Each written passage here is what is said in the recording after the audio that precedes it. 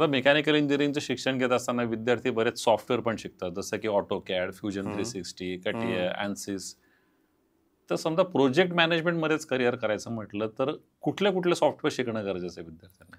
हां, तर project management फील्डमध्ये मेन एक टास्क असतं ते म्हणजे प्लॅनिंग.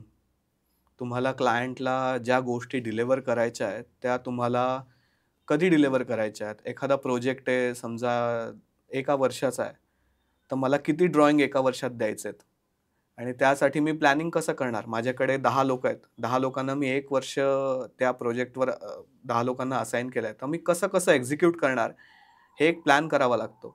मी आधी प्रोसेसचे ड्रॉइंग्स पाठवणार, मग मी आर्किटेक्चरचे ड्रॉइंग पाठवणार, मग सिव्हिलचं बनणार, side by side electrical engineers त्यांचं नंतर ड्रॉइंग बनवणार.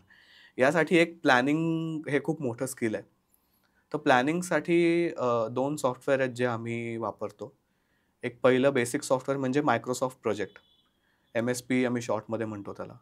तर MSPमध्ये मेनली प्लॅनिंग आणि शेड्यूलिंग केलं जातं.